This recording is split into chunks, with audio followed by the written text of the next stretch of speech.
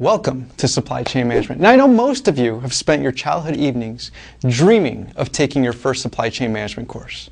But for those handful of you who might not know what supply chain management is, let me provide you a brief explanation.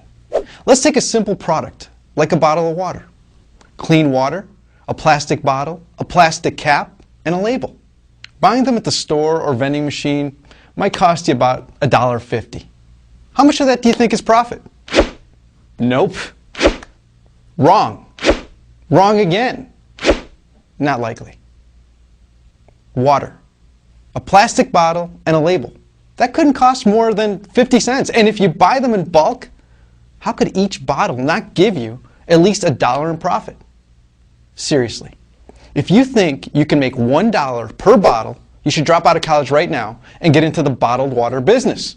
You see, this right here illustrates one of the most common consumer misconceptions. Product cost is not equal to material cost. And in business, you don't have the luxury of thinking only as a consumer. You need to think like a business executive, or better yet, an entrepreneur.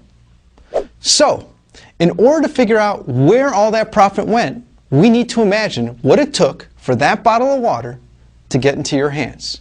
First, you need to negotiate the purchase of the empty bottles and caps.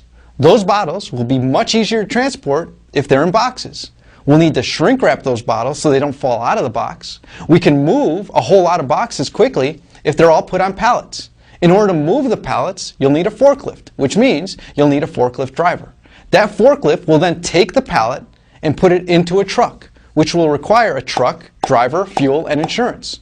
Also, you'll need a label for that bottle of water. Therefore, you need to design the label, print the label, and get the label shipped to the plant. Another truck, driver, more fuel, and insurance.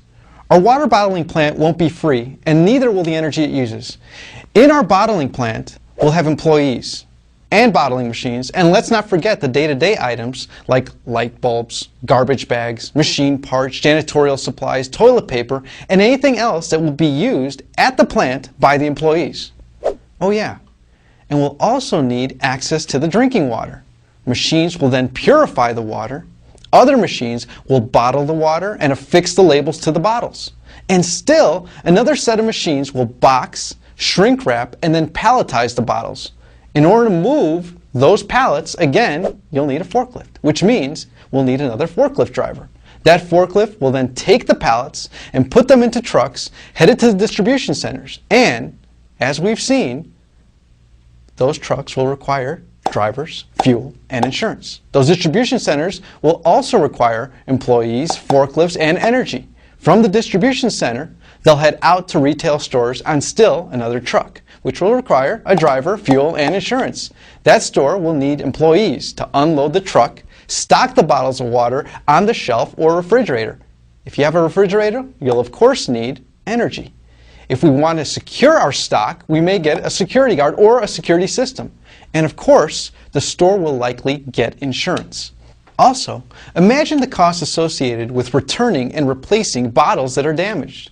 Oh, and for some reason, even bottles of water sometimes have 1-800 numbers, which means you'll need a staffed call center to answer the customer's questions about your bottle of water. Wow! All those materials, boxes, people, machines, buildings, energy, fuel, and vehicles, they cost money. Those things weren't free, and they probably weren't used efficiently, and it's likely that several bottles didn't survive the journey to the consumer. Oh, and by the way, the employees at the water company, you know, the ones that work in finance, accounting, marketing, human resources, and IT, they want a paycheck too. So, through that simple example of a super simple product, we're beginning to see that companies face challenges when they buy things, make things, move things, sell things, and service things, which includes repair and maintenance. Oh, and let's not forget, companies need to do all of these things using sustainable materials, energy, and methods. Guess whose job it is to make sure that all these things happen flawlessly, with minimal effort, and of course at minimal cost? You guessed it, supply chain managers. The supply chain manager needs to be able to do all of these things. They need to give the customer the product they want, when they want it, as often as they want it, for a reasonable price, while still managing to make a profit. This requires world-class skills and knowledge in the study of supply chain management. There's that scary term again, supply chain management.